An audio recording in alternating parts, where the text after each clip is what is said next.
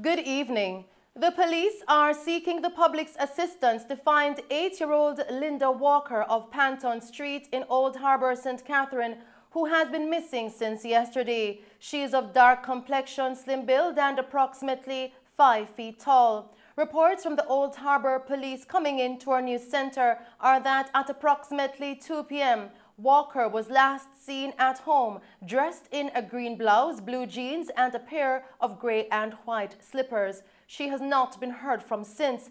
The police are asking anyone knowing the whereabouts of Linda Walker to contact the Old Harbour Police at 876-983-2255, Police Emergency 119, or the nearest police station. In a Mello TV News update, 5 firearms have been seized in total today and 8 since the start of the operation being conducted by the police at the National Stadium East Field on Mountain View Avenue in St. Andrew. Yesterday, the police recovered a shotgun, an AK-47 rifle, and an Uzi submachine gun that were buried on the grounds. A firearm was recovered earlier today, while AK-47 and M16 rifles were subsequently found, along with 2 magazines, as well as 60 5.56 cartridges. Deputy Commissioner of Police Fitz Bailey, who heads the force's crime portfolio, led the operation. The operation was carried out by members of the Counter-Terrorism and Organized Crime Investigation Branch (CTOC), Specialized Operations, the K-9 Division, and the Jamaica Defense Force (JDF). Deputy Commissioner Bailey noted that the find was made based upon intelligence received by the police. Well, as the police intensifies its operations, anti-gang and anti-crime initiatives, we commenced an operation at the Stadium East from about 2:30 yesterday, and yesterday we ended about 8:30. And after the operations, we seized 3 rifles and an assorted amount of a quantity of assorted rounds and some magazines. The place was held by members of the JDF and Specialized Ops until this morning, and we recommenced our operations, and we have recovered 3 firearms so far and an assorted amount of rounds. He described it as part of the JCF's anti-gang strategy and added that they are going to pull Jamaica back from the hands of these criminal elements. We will continue this operation until every single firearm that may be hidden at this location is recovered. We will work together as a team, as a force, to ensure that we recapture Jamaica from the hands of the criminals. So the investigation and the operation continues.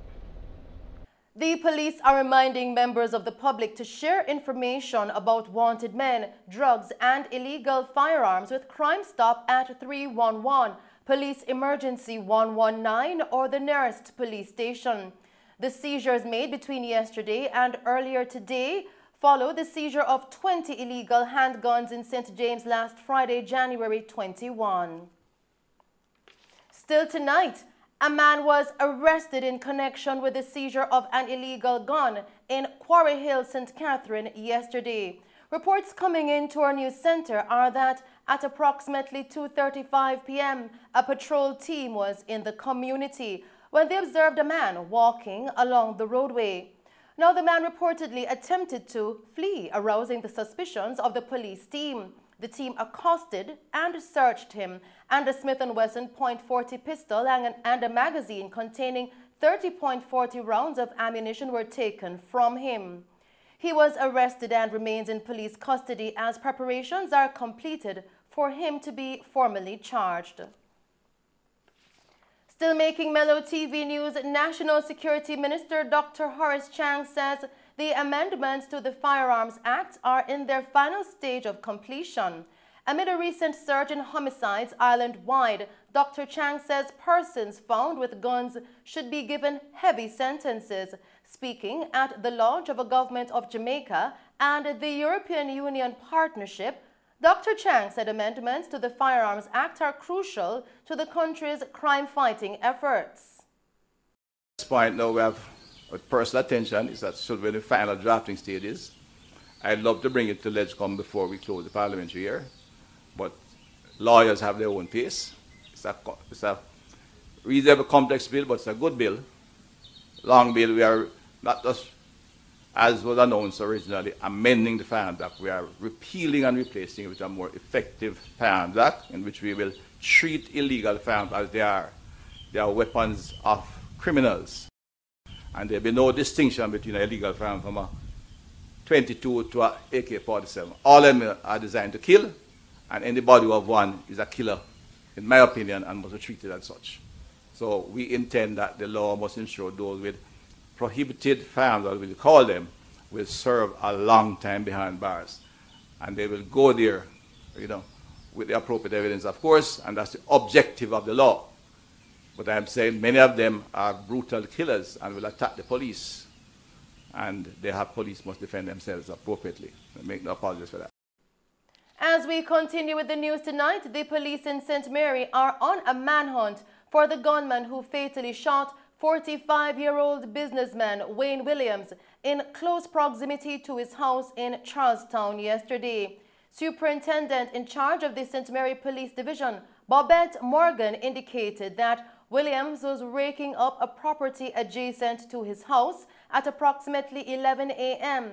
when two loud explosions were heard. A man was seen entering his house shortly after. The man reportedly held up the businessman's common-law wife at gunpoint and demanded Williams' licensed firearm. The woman was allegedly roughed up by the gunman, and she reportedly retrieved the licensed gun and handed it over to the culprit. The woman further reported that after the man left, she heard another explosion outside the house. The gunman reportedly made his escape on foot in nearby bushes. The police were summoned, and upon their arrival, the body of the businessman was seen lying on the side with what appeared to be a gunshot wound to the head. The police say the suspect is believed to be approximately 5 feet 7 inches tall, of slim build, and appears to have bleached skin. In the meantime, detectives have listed several men as wanted in connection with several serious crimes committed in St. Catherine. The men are urged to turn themselves in immediately to the Portmore Police. They are Sheldon Wright, otherwise called Boy, 27, of Spanish Town Road, Kingston 11. Rudolph Shaw, otherwise called Boxer, 26, of Ponzi Crescent, Longsville Park in Clarendon. Mario Barnes, otherwise called Chesson, 24, of Golf Gregory Park in St. Catherine. Marlon Barnett, otherwise called Shortman or Jamo, 41, of Golf Gregory Park in St. Catherine and Tivoli Gardens in Kingston. Barrington Campbell, otherwise called Cooley, 32, of Central Road in Central Village, St. Catherine. Marquis Mitchell, otherwise called Puddy, of Penway, Passageford in St. Catherine. Marcus Mitchell of Penway in Passageford, St. Catherine. Manton Brown, 41, of Ayers Close in Portmore, St. Catherine. Damian Henry, otherwise called Devil, 21, of Burke Road in Old Harbour, St. Catherine. And Stokely Collins, otherwise called Pepper, 49, of Windsor Heights in Central Village, St. Catherine.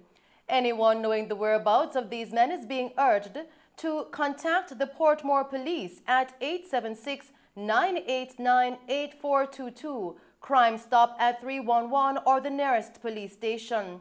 Meanwhile, citizens are being reminded that they will face prosecution if they harbor fugitives. Over in the Western region, a man suspected of being involved in a murder in Lucy, Hanover last year is to face the court after months of being on the run following his arrest in Denham Town, Kingston 14 recently. The man, who has been identified as 23-year-old Mark Winter, otherwise called Natty, of Cascade, Hanover, is accused of being one of two men who attacked and shot 33-year-old Stephen Otti at his home in Cashhill District on Sunday, August 1, 2021. Winter was picked up during an operation in Denham Town, Kingston, on January 14. Following an interview on Saturday, January 22, he was charged with murder. Winter is scheduled to appear in the Hanover Parish Court this coming Wednesday, January 26. We go now to tonight's COVID-19 update. Jamaica yesterday recorded 1,117 additional COVID-19 cases, increasing the total of cases now to 120,682. Of the new infections, 660 are females and 457 are males, ranging in age from 7 days to 103 years. In tonight's COVID-19 parish breakdown, St. Catherine recorded 245 cases, Kingston and St. Andrew recorded 227 cases, St. James 156 cases, St. Anne 116 cases, Trelawney recorded 81 cases, Westmoreland recorded 48 cases, Clarendon and Manchester recorded 44 cases each, St. Mary 39, Hanover 33, St. Thomas recorded 32 cases, St. Elizabeth recorded 28 cases, Portland recorded 24 cases. In the meantime, 5 additional deaths have been recorded, increasing the total of fatalities from the virus now to 2,599. The deceased are 4 persons from Kingston and St. Andrew whose deaths were previously under investigation, and a 75-year-old woman from St. Catherine. The Ministry of Health and Wellness says the deaths occurred between September 2021 and January 2022. 6 additional deaths are currently under investigation. In the meantime, there were 189 additional recoveries, increasing the total of recovered persons now to 68,463. And that's our news package for you tonight. Thank you for tuning in to Mello TV Evening News at 8. I am Shelley Hill. Do stay safe and pleasant viewing.